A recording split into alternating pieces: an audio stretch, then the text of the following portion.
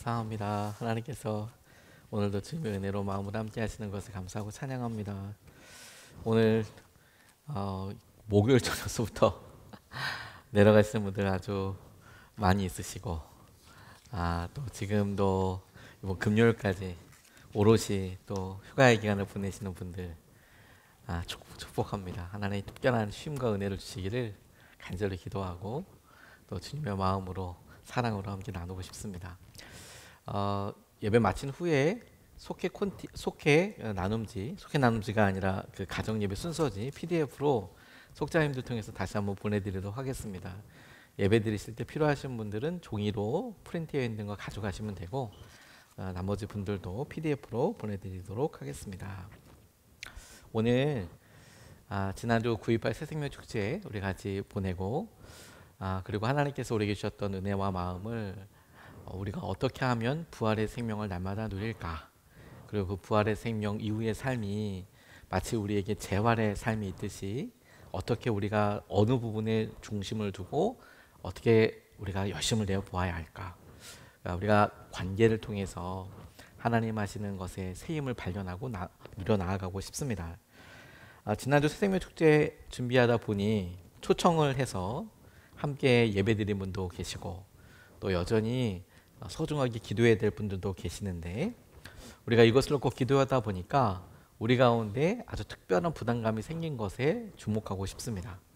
평소 때도 친하지만 우리가 창립 8주년을 맞아서 함께 우리 예배해 봅시다, 함께 이 시간을 초청해 봅니다 말씀을 드렸을 때 마음의 부담감도 느끼고 또 이야기할 때 여러 번 좋은 타이밍을 이렇게 구하느라고 눈치 아닌 눈치, 우리 배려도 하셨을 텐데, 지나고 나니까 이미 우리가 기도가 시작되었으니 하나님 그 기도를 아름답게 쓰실 텐데, 근데 그런 과정들을 가만히 생각해 보니 우리 안에 낯선 한 감정을 마주하게 되는데, 거절에 대한 두려움 같은 것을 우리가 발견하게 되었습니다. 뭐냐면 교회 가자고 얘기했을 때 거절하면 어떡하지? 혹은 내가 이런 얘기를 꺼냈을 때 내 마음에 대해서 거절당하면 어떡하지? 하는 마음이 정작 우리가 새생명 축제 때뿐만이 아니라 평상시 우리 삶에 서로 부부 사이에도 있는 것 아닙니까? 혹은 거래처와 이야기할 때에도 거절한다는 느낌이 굉장히 쉽지가 않아요. 우리 자녀들에게도, 또 자녀들도 부모에게 이야기했을 때 거절당한다는 느낌이 쉽지 않죠. 그래서 박재현이라는 분이 쓰신 나는 왜 내 말이 힘들까라는 책에 보니까 이런 구절이 있더라고요. 거절을 잘 듣기 위해 중요한 연습은 상대의 거절을 내 존재와 연결하지 말고 내가 요구한 행위에 연결하는 연습입니다. 무슨 말이냐면 우리는 거절당할 때 이 사람이 날 싫어하나 봐, 이 사람이 나를 부담스러워해, 이런 자기의 존재와 연결하는 게 아니라 이 사람이 지금 내가 특정한 날에 초청한 이 일이 지금 여러 상황과 형편 때문에 어렵구나, 그 행동에 맞춰서 생각하지 않으면 거절은 계속해서 우리의 마음을 괴롭히고 마치 우리가 소외된 것 같은 느낌을 갖게 되죠. 그리고 우리는 여기서 한 걸음 더 나아가 오늘 우리의 삶을 더 풍성하기 위해서 이런 거절감 혹은 외로움 혹은 우리가 느끼는 실패감이 어디에서부터 생길까? 저는 그것이 너와 내가 있기에, 너와 나 사이에 관계가 있기에, 서로 우리가 친밀하거나 혹은 알아가려고 하는 이 아주 애매하고도 친밀한 이 관계 때문에 우리 가운데 생기는 일이라고 싶고, 이것을 건강하게 유지하기 위해 오늘 본문 말씀을 통해서 우리가 좀 같이 생각해 보고 싶어요. 첫 번째로 우리가 이 너와 나 사이에, 나와 그 사람 사이의 관계를 돌아볼 때 이 관계 자체는 추상적이긴 하지만 하나님께서 우리 모두에게 주신 첫 번째 선물이라는 점을 좀 기억하고 싶습니다. 무슨 말이냐면 창세기 2장 18절 말씀에 보니까 주 하나님이 말씀하셨다. 남자가 혼자 있는 것이 좋지 않으니 그를 돕는 사람 곧 그에게 알맞은 짝을 만들어 주겠다. 이렇게 말씀하신 부분이 하나님이 아담 혼자 사는 것이 좋게 보이지 않아서 하와를 만들어 주셨다, 이렇게 설명하고 있는 부분이지만, 그런데 이 질문을 통해서 우리의 관계를 그대로 생각해 볼 수 있겠습니다. 무슨 말이냐면 여러분, 아담이 아니 우리가 이 세상에 창조되었을 때 첫 번째 있었던 것은 생명과 함께 하나님과 우리 사이의 관계가 생겼어요. 마치 우리가 태어나자마자 우리 아버지 어머니가 누군지 인식하지 못하더라도 나는 이미 누군가의 아들이고 누군가의 딸인 것처럼 하나님께서 천지를 창조하셨을 때 생명과 함께 제일 먼저 생겼던 것이 무엇이냐면 하나님과 우리와의 관계, 그리고 누군가의 관계가 우리 가운데 있었다라는 점이 우리가 잘 간과하고 있는 부분이라고 싶습니다. 하나님이 당신의 형상을 따라서 사람을 만들자라고 이야기했을 때 우리가 태어나자마자 보게 된 것은 하나님이고 또 사람이다 보니까 우리는 잘 인식하지 못하지만 우리 혼자만 존재할 수 있는 방법은 없구나. 부모님을 통해서든 혹은 우리가 살아나가는 데 있어서 부모님이 먼저 돌아가셨어도 우리를 지지해 주거나 우리의 삶을 함께 할 수 있는 사람들 때문에 우리가 존재할 수 있는 거구나. 그리고 그것이야말로 하나님께서 우리에게 주신 기회이자 선물이구나 하는 점을 우리가 먼저 분명히 구분해야 한답니다. 이 관계를 통해서 하나님께서는 우리 삶을 부유하게 하세요. 풍요하게 하십니다. 예를 들어 우리가 사랑하는 아이를 처음에 우리의 품에 안게 됐을 때 아빠는 꿈꾸게 돼요. 이 아들이, 이 딸이 행복하게 살았으면 좋겠다. 엄마들도 마찬가지 아닙니까? 아이를 임신했다는 그런 걸 알자마자 우리 아이가 건강하게 태어났으면 좋겠다. 너무도 자연스럽게 행복과 사랑을 꿈꾸게 되죠. 그런데 가만히 생각해 보면 여러분, 이런 관계를 통해서 내가 아이가 생겼어, 혹은 결혼을 했어, 더 친밀한 관계가 있음으로 인해서 그전에는 전혀 생각하지 못했던 우리 부부가 이렇게 됐으면 좋겠어 꿈꾸기 시작하고, 우리 아들이, 우리 딸이 이런 삶을 혹은 이렇게 안전하게 이렇게 행복하게 살았으면 좋겠어, 이런 꿈을 꾸게 되는 거 아니겠어요? 그리고 그들이 함께 하는 것을 통해서 혼자 있었으면 전혀 경험해 보지 못했던 여러 삶의 풍요함을 느끼게 됩니다. 때로는 그게 고민이고 때로는 그게 어려운 과정일지라도 열매를 맺어가고 극복해가는 전혀 다른 삶을 살게 되는 것이죠. 그 가운데 주님은 나와 너 혹은 나와 그 사람과의 관계를 서로가 돕는 관계라고 설명하세요. 오늘 창세기 말씀도 주님께서 돕는 배필을 지으셨다라고 이야기할 때 이 돕다라는 표현이 히브리 언어를 보면 아주 특별한 단어를 썼는데 에제르라는 단어를 사용했습니다.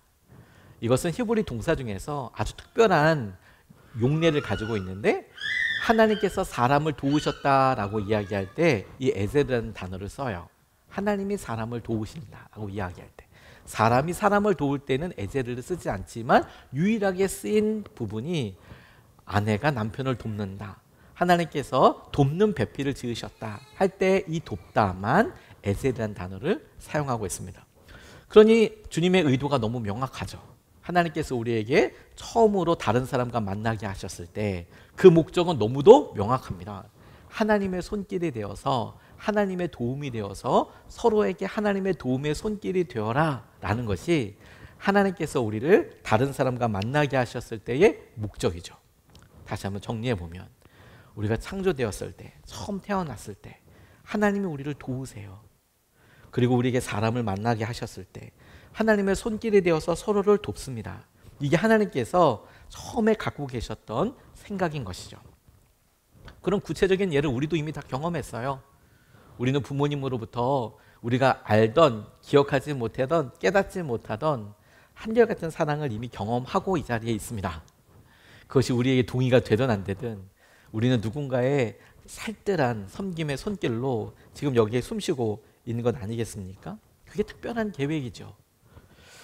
하지만 점차 시간을 보내면서 우리는 우리 모두가 다 사랑해 주는 것만은 아니라는 것을, 우리가 모든 사람에게 다 사랑을 받고 있는 것은 아니라는 현실을 마주하게 됩니다. 어렸을 때 집에서는 아빠도 엄마도 나를 사랑해 주지만 점차 우리가 어린이집에도 가고 학교 생활도 하고 점점 나이가 들면서 우리가 원하든 원치 않던 여러 공동체에 속하게 되면서 군대라도 고등학교라도 혹은 직장생활이라도 대학이라도 가면서 내가 모든 사람들과 다 똑같은 사랑의 대상이 아니고 어떤 사람에게는 경쟁자이고 어떤 사람에게는 시기와 질투의 대상이 될 수도 있고, 그리고 너무 안타깝지만 어떤 사람들에게는 이해되지 않는 사람으로도 우리가 살 수 있다는 사실을 보게 되는 거죠.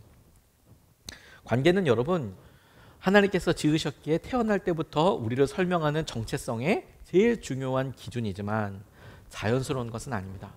그렇게 표현한 이유가 뭐냐면 배워야 될 부분이 있어요. 그냥 자연스럽게 되는 게 아니에요. 우리가 누군가에게 사랑을 주고받기 위해서는 그런 사랑하는 법, 함께하는 법, 관계 맺는 법을 배워야 하고 연습하거나 훈련이 필요한 경우도 있습니다. 과로하고 비록 우리가 그 관계 때문에 힘들지라도. 관계는 어렵지만 포기할 수 없는 선물이거든요. 왜? 나와 너의 만남, 부부가 부부 사이에 만남이 없었다면 자녀와, 혹은 자녀와의 만남이 없었다면 우리가 그 자녀의 미래를 함께 꿈꿀 수 없듯이, 우리가 서로가 만났다는 것은 나 혼자서 경험할 수 있는 것과는 전혀 다른 삶을 꿈꿀 수 있고 그것을 통해서 배워갈 수 있다는 거거든요. 그런 의미에서 관계는 어렵지만 포기할 수 없는 선물이에요. 오늘 본문 말씀은 하나님께서 우리에게 허락하신 관계의 유익에 대해서 명확하게 설명하고 있습니다. 전도서 4장 9절 10절 말씀을 보면 혼자보다는 둘이 더 낫다. 두 사람이 함께 일할 때에 더 좋은 결과를 얻을 수 있기 때문이다. 그 가운데 하나가 넘어지면 다른 한 사람이 자기의 동물을 일으켜 줄 수 있다. 그러나 혼자 가다가 넘어지면 딱하게도 일으켜 줄 사람이 없다라고 설명하고 있지 않습니까? 우리가 경험되어지는 것은 뭡니까? 나랑 함께하는 그 사람 때문에 힘들다고, 그 사람이 내 발을 잡는다고, 그 사람 때문에 내가 어렵다라고 이야기하지만 말씀은, 그리고 오늘 이 전도서를 쓴 이 기자는 명확하게 아닙니다. 혼자보다는 둘이 훨씬 더 낫습니다. 왜냐하면 그 사람이 다음 통해 더 좋은 결과를 맺을 수 있습니다. 그리고 넘어지면 일으켜 세워줄 수 있습니다. 이것은 그냥 다만 일반적인 것을 이야기하는 것이 아니라 하나님께서 지혜자를 통해서 우리에게 관계는 좋은 거야, 선한 거야, 우리가 지금 경험하고 있는 것과 전혀 별개로 정말 선하게 만들어진 거야 라는 부분들을 이야기하는 거죠. 근데 우리 반문합니다. 아우, 힘들다고. 지금 내 삶을 설명할 때 나를 정말 힘들게 하고 어렵게 하는 사람들만 있는 것 같다고. 이게 우리의 경험되어지는 상태라고 이야기하는 것은 순전히 우리의 연약함 때문이죠, 사실. 쇼펜하우어라는 사람이 고슴도치 사랑이라는 우화를 통해서 이런 이야기를 해요. 서로 추우니까 고슴도치가 서로 붙는데 가까이 붙으니까 가시가 서로 찌르는 거예요. 아프잖아요. 추우면 붙어야 되는데 붙으면 아파요. 그러니까 몸을 바꿨다가 붙었다가 떨어졌다 붙어졌다 떨어졌다 이렇게 이야기하면서 쇼펜하우어가 뭐라고 이야기하냐면 마침내 고슴도치들이 최소한의 거리를 두는 그런 방법을 안다는 거예요. 너무 멀면 춥고 너무 가까우면 서로 아픈데 그러면 어떻게 하면 잘 지낼까? 그래서 실제로 고슴도치들이 가시가 없는 머리 부분을 이렇게 맞대고 있는데요. 그게 현실적으로 그들이 깨닫는 것이죠. 근데 가만히 보면 우리도요, 일방적인 사랑과 지지를 받았을 어렸을 때를 좀 지나고 나면 어느 순간에 나를 사랑해주는 친구들과도 만나서 참 행복하고 좋다가 때로는 이별의 아픔도 겪고 때로는 배신이라고 할 만한 그런 상처도 얻으면서 아, 너무 가까이 가는 거 싫다. 아, 그런데 뭐 외롭다. 그럼 가까이 가고 싶지만 누구랑 같이 가야 되냐. 아, 차라리 외로운 게 더 낫다. 그래서 어느 순간에 우리도 고슴도치처럼 그냥 멀리 떨어져서 적당히 고통을 받지 않는 방법들을 배워가고 그게 지혜라고 여기면서 살아가는 경우들이 많이 있죠. 근데 정작 여러분, 그것이 고통을 안 받는 지혜일 수는 있지만 근데 우리가 간과하는 것은 뭐냐면 그렇게 생각해 보면 우리에게 누려지는 복도 없는 거죠. 풍성함도 없는 것이죠. 그리고 우리는 본능적으로 그것이 늘 아쉽습니다. 다른 사람들과 함께 나이 들어가는 것을 통해 그 부분이 늘 아쉽고 힘들어요. 관계는 한 사람이 아니라 두 사람 이상의 사람들이 서로 상호간에 일어나는 일이라는 것을 떠올려 본다면 우리가 질문해야 할 것은 우리를 지금 사랑해 주는 사람이 누구야? 이게 아니라 우리가 사랑했던 사람은 누구야? 이걸 통해서 배워가야 하는 거죠. 지나갈 때 공원이나 아침에 운동하실 때 보다 보면 나이가 이렇게 정말 고즈넉하게 드신 어르신들이 손을 잡고 이렇게 산책하는 모습 보면 너무 아름답잖아요. 그런데 어렸을 때는 그게 아름답고 참 부럽지만 나이가 점점 들면서 와, 저분들이 저렇게 저 세월을 그냥 가신 게 아니고 얼마나 많은 과정과 상황들이 있으셨겠어요. 그런 걸 겪고 넘어간 사람들에게만 주시는 은혜이고 축복 아니겠습니까? 다른 사람들의 마음을 다 알 수는 없겠죠. 근데 적어도 우리가 내가 나가 얼마나 지금 사랑을 받고 있나, 사랑받지 못하고 있으니까 이 관계가 어려워, 이게 아니라 힘들고 어렵더라도 우리가 다른 사람들을 배워가는 용기가 필요하다는 거예요. 주님은 첫째 가는 계명이 무엇이냐고 묻는 사람에게 오히려 사마리아인의 이야기를 하시면서 첫째 가는 계명? 그래, 그거 할 때 하나님을 사랑하고 이웃을 사랑하는 거지. 이웃이 누구냐고 물어볼 때 이렇게 말씀하시거든요. 네 이웃이 누군지 너는 알고 있느냐고. 누가복음 10장 36절 37절 말씀을 보면 너는 이 세 사람 가운데서 누가 강도 만난 사람에게 이웃이 되어 주었다고 생각하느냐. 그가 대답하였다. 자비를 베푼 사람입니다. 예수께서 그에게 말씀하셨다. 가서 너도 이와 같이 하여라.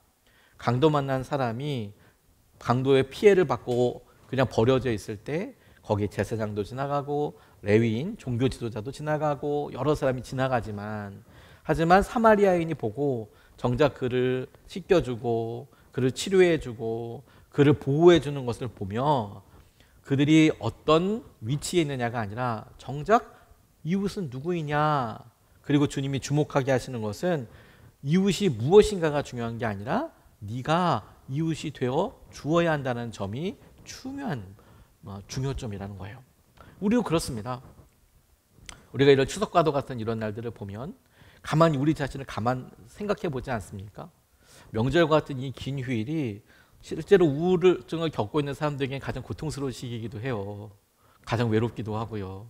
자기 생각을 되게 많이 나게 되고 나를 친밀하게 사랑해 주는 사람은 누구인지와도 진짜 많이 직면하게 되거든요. 그런 외로움일 때 떠올려 보는 거죠. 내가 나를 지금 기억해 주고 사랑해 주는 사람은 누구? 보다 내가 지금 사랑하는 사람은 누구? 내가 누구에게 의미 있고 의미 있을 만큼의 사랑을 주고 있는지에 대해서 떠올려 보는 것이죠. 이건 주님이 처음 우리를 만드셨을 때부터 있었던 것입니다. 왜냐하면 하나님께서 우리가 창조되자마자 하나님과의 관계를 허락해 주시고 친밀한 관계를 맺게 해주셨지만 우리가 죄를 짓는 것으로 인하여서 이 관계가 단절되잖아요. 죄는 자기 중심적인 생각이거든요. 내가 더 중요해. 내가 상처받기 싫어. 내가 더 힘들어. 근데 사람들 사이의 관계도 점점 내가 더 힘들어. 내가 더 중요해. 이렇게 가다 보면 관계를 맺을 수 없다고 생각하거든요. 우리가 우리 중심으로 사고하는 한 절대로 다른 사람들 향해서 마음을 열어줄 수가 없어요. 왜냐하면 우리의 상처가 더 크기 때문에. 그게 늘 우리에게 마음의 중심이 되죠. 근데 여러분, 우리가 그렇다고 해서 포기할 게 아니에요. 왜냐하면 하나님께서 분명히 오늘 전도서를 통해서 우리에게 도전하시잖아요. 둘이 하는 게 혼자 하는 것보다 훨씬 좋아. 하나님 이렇게 고통스러운데요? 아니야, 둘이 더 좋아. 왜요, 주님 도대체? 둘이서 할 때에만 누릴 수 있는 특별한 은혜가 있기 때문에 그래. 사랑하려고 하는 사람만 배울 수 있고, 그리고 이 사랑은 관계 가운데서만 있거든요. 그리고 사랑하는 사람, 그 관계 가운데 있는 사람들만 하나님을 알 수 있기 때문에 그렇습니다. 요한일서 4장 7절 8절 말씀은 이렇게 이야기하고 있어요. 사랑하는 여러분, 서로 사랑합시다. 사랑은 하나님에게서 난 것입니다. 사랑하는 사람은 다 하나님에게서 났고 하나님을 압니다. 사랑하지 않는 사람은 하나님을 알지 못합니다. 하나님은 사랑이시기 때문입니다. 이렇게 이야기합니다. 사랑하지 않으면 정작 하나님을 알지 못한대요. 그리고 하나님의 사랑도 알지 못한대요. 이걸 이렇게 표현해 볼까요? 하나님과의 관계 가운데 있지 않으면 하나님이 어떤 것을 우리에게 주시는지도 우리는 잘 몰라요. 그리고 우리가 하나님과의 관계를 알지 못하면 하나님의 사랑도 모를 뿐만 아니라 하나님도 알지 못해요. 사랑하지 않으면 정작 우리가 아무것도 알지 못해요. 근데 사랑하려고 하니까 우리가 고통처럼 느껴지는 그 일을 통해서 돌아보면 열매가 생기고, 돌아보면 그 일을 하나님의 은혜라고 생각하고 하나님께서 하신 놀라운 축복이라고 생각하는 일들이 우리에게 있게 되는 것이죠. 우리가 그것에 마주하는 시간인 겁니다. 관계는 마치 어렵지만 오랜 기간 한결같은 투자하는 것을 통해서 악기를 배우는 것처럼 우리의 삶에 꼭 필요한 풍성함과 은혜를 누리게 되는 거예요. 이것은 하나님과의 관계를 훈련하는 통로이기도 합니다. 사랑하는 이들과 마주하면서 그래 내 안에 있는 외로움과 두려움과 마주하게 되고 하나님을 더 깊이 사랑하는 통로가 되는 거예요. 그리고 이럴 때 중요한 것은 하나님이 먼저 보여주신 먼저 사랑하는 관계가 우리에게 힘이 됩니다. 우리를 아낌없이 사랑해 주신 주님의 은혜 때문에 우리는 힘을 내볼 수 있는 것이죠. 누가복음 10장 27절 말씀에 그가 대답하였다. 내 마음을 다하고 내 목숨을 다하고 내 힘을 다하고 내 뜻을 다하여 주 너의 하나님을 사랑하여라 하였고 또 내 이웃을 내 몸과 같이 사랑하여라 하였습니다. 이 질문이 처음에 사마리아인의 이야기를 나올 때 초두에 나왔던 질문입니다. 사람들이 물어봐요. 성경에서 제일 중요한 게 뭡니까? 하나님을 사랑하고 이웃을 사랑하는 거란다. 그게 성경의 처음과 끝 전부 다다. 그리고 하나님을 사랑하는 것, 이웃을 사랑하는 것, 하나님을 사랑하는 건 먼저 알겠는데 이웃을 사랑할 때 그 이웃은 누구입니까? 네가 이웃을 사랑해 주는 거지. 이웃이 무엇인가가 아니라 누구이냐가 중요한 게 아니라 네가 누군가에게 이웃이 되어주도록 하는 것이지. 사랑도 마찬가지라고 싶어요. 하나님과의 사랑도. 그걸 통해서 하나님과의 은혜와 마음을 누릴 뿐만 아니라 주위에 있는 사람들을 배워나갈 수 있는 거예요. 사랑은 혼자 할 수 없죠. 서로 같이 해야 합니다. 손바닥이 딱 맞아야 사랑도 관계도 유지되겠죠. 하나님과의 사랑의 관계는 사실 아담이 하와를 더 사랑했을 때 깨어지게 됐어요. 하와의 말을 더 듣게 됐을 때. 나 중심적인 사고가 죄와 관련되었다면 나가 확장된 우리 중심의 사고 역시 다른 여러 일들에 상처를 주게 마련입니다. 그래서 우리는 모두가 다 하나님을 사랑하는 법을 배우게 되는 거예요. 우리가 함께 하나님을 사랑하는 법을 배우는 거예요. 하나님께서 말씀하신 회복된 세상은 우리 모두가 하나님을 사랑하는 그런 세상이 되는 거거든요. 이것을 위해서 먼저 우리가 사랑하는 사람에게 반드시 필요한 노력과 마음을 집중해 보는 것이죠. 그리고 그렇게 먼저 사랑하는 사람은 여러분 분명 상처를 받게 될 거예요. 믿었으니까. 우리가 늘 어느 사람을 믿고 의지했더니 다가오는 것은 어쩌면 자연스러운 나이테 같은 거일 수도 있어요. 오히려 주님께서 저는 이런 생각을 해보게 됐어요. 나중에 네가 얼마나 사랑하게 되었느냐라고 물으실 때 하나님 저는 계속해서 연약해서 누군가를 사랑해 본 기억이 없는 것 같아요. 우리 기억엔 그럴지 몰라도 하나님은 거꾸로 이렇게 이야기하실 것 같아요. 네가 얼마나 많이 배신을 당해봤느냐. 엄청 많이 당해봤어요, 주님. 주님은 그런 일을 보고 네가 그렇게 아픔과 상처가 있지만 결코 포기하지 않은 것에 대해 주님은 우리의 삶에 밑줄을 그어주시고 은혜를 동그라미로 쳐 확인시켜 주시지 않겠습니까? 왜냐하면 주님이 그렇게 하셨기 때문에 그래요. 예수님이 그 첫 발자국이 되어주셨거든요. 무슨 말이냐면 주님은 사람들이 있을 때는 다 좋아했지만 아무튼 돌아가실 때까지 계속 배신을 당한 것 아닙니까? 그런 배신의 손길을 우리도 주님을 믿고 따른다고 하지만 우리가 주님을 얼마나 많이 배신했는지 생각해 보면 아마 우리가 누구들보다도 제가 다른 누구보다도 아마 1등일 거예요. 그렇게 하겠다고 하고 배신하고 안 하고 잊어버리고 다시 약속하고 다시 안 하고 그런 게 다 우리일 텐데 그럼에도 불구하고 우리가 주님을 의지하고 사랑하는 것은 하나님의 한결같은 사랑 때문이잖아요. 요한일서 4장 19절 말씀에 우리가 사랑하는 것은 하나님이 우리를 먼저 사랑하셨기 때문입니다. 주님이 우리를 먼저 사랑하셨구나. 로마서 5장 8절 말씀도 그러나 우리가 아직 죄인이었을 때에 그리스도께서 우리를 위하여 죽으셨습니다. 이리하여 하나님께서는 우리에 대한 자기의 사랑을 실증하셨습니다. 보여주셨습니다. 이것이 주님이 우리에게 말씀하신 사랑의 이유죠. 그래 주님이 우리의 모습을 보여주셨으니 우리도 한번 사랑해 보는 거죠. 사람들이 다른 이와 관계하는 것 동일한 방법으로 하나님과 관계를 맺습니다.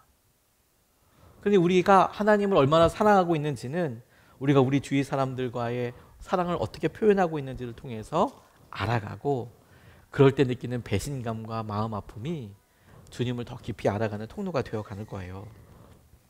제가 어느 목사님의 설교를 통해서 어느 개척하신 목사님의 간증을 듣고 이런 마음을 다시 떠올려 보게 됐어요. 어느 목사님이 사모님과 어린 아들과 함께 교회를 개척하셨답니다. 교회를 어떻게 하면 좀 부흥시킬 수 있을까 싶어서 학교 전도를 시작하셨대요. 그랬더니 초등학생, 중학생 아이들 만나서 과자도 사주고 뭐 어떻게든 전도를 열심히 했더니 한 3달 지나고 나니까 중학생 3명이 교회를 나오기 시작하더래요. 너무 귀하고 예뻤겠죠? 정확히 말씀을 드리면 예배를 드린 건 아니고 일요일마다 교회에 나와서 놀더래요. 그냥 놀더래요. 안 가고 놀더래요. 근데 그 아이들이 믿음이 있든 없든 예배를 잘 드리든 또 못 드리든 간에 이 아이들이 너무 귀해서 그래서 사모님이 이 아이들에게 떡볶이며 피자며 올 때마다 날마다 그렇게 해 주었답니다.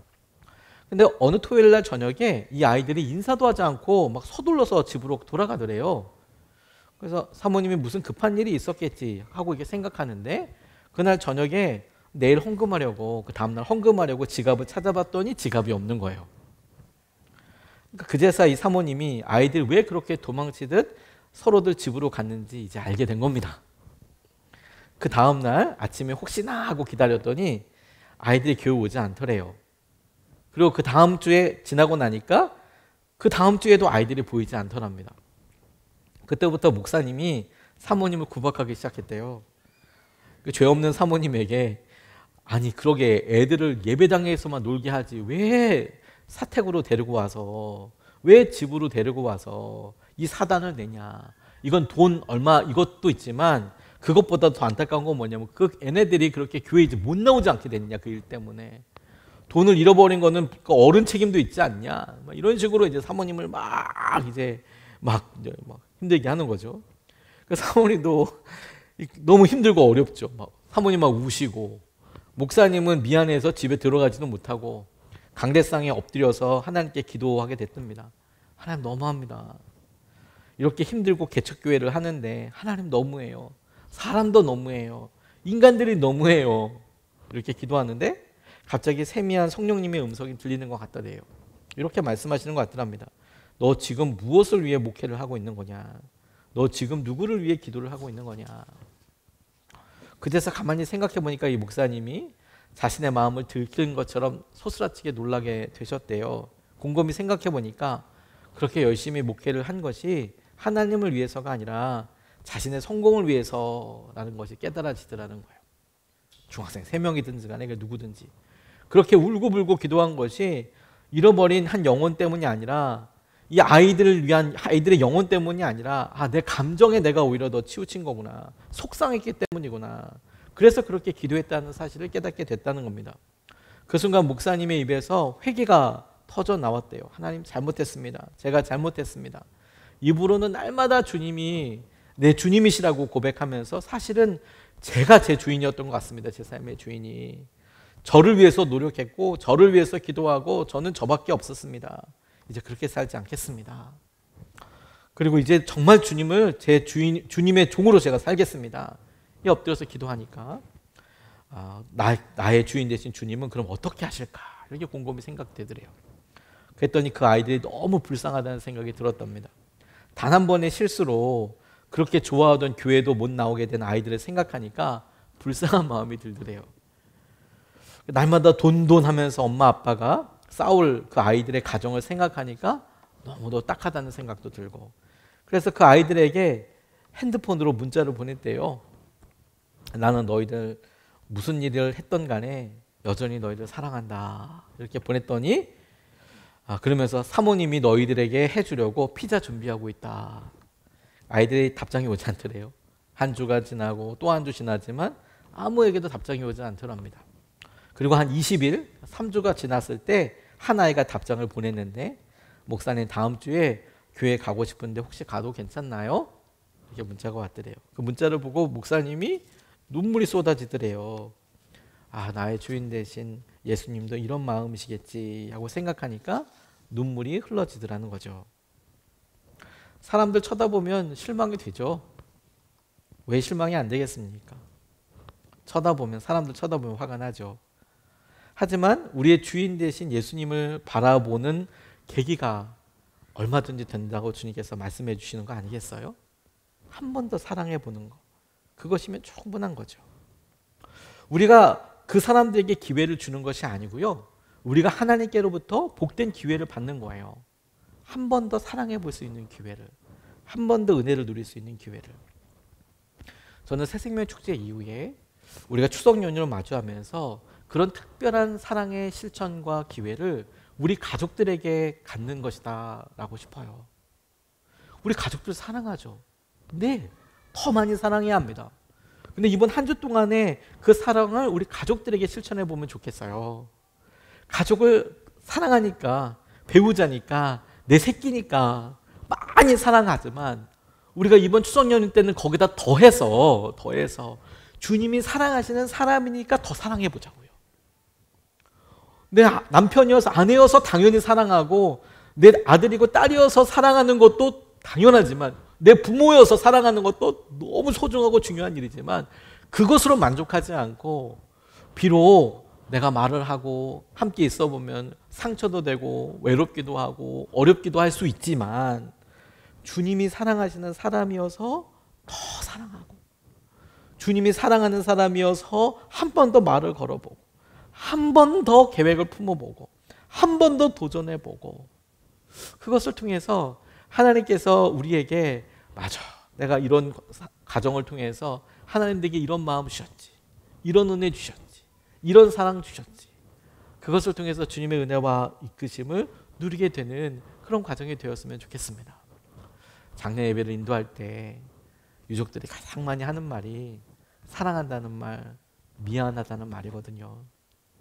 근데 여러분, 우리가 이번 추석 연휴 이 기간 동안에 사랑한다는 말 정말 많이 해주고, 그리고 할 수 있다면, 분위기 썰렁해지지 않는다면 미안하다는 말도 많이 해서, 아니 그 말, 그 듣고 싶고 하고 싶었던 말, 우리가 정말 기분 좋을 때, 행복할 때, 여유 있을 때, 오해하지 않을 때 사랑한다는 말도 많이 해주고 미안하다는 말도 많이 해줘서 하나님께서 주시는 회복과 은혜를 충만하게 누리게 될 수 있는 저와 여러분 되셨으면 좋겠습니다.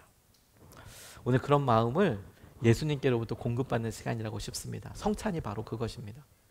오늘 우리가 매월 첫 번째 주에 성찬을 받으며 주님께서 우리에게 내어주신 몸과 피를 먹고 마시면서 약속을 합니다.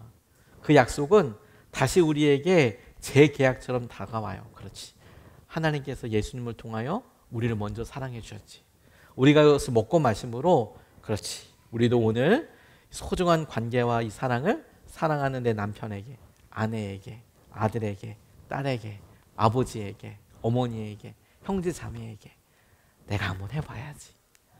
그리고 주님 주신 이 첫 번째 사랑의 은혜와 마음을 우리가 놀랍게 누릴 수 있고 회복할 수 있으면 좋겠습니다.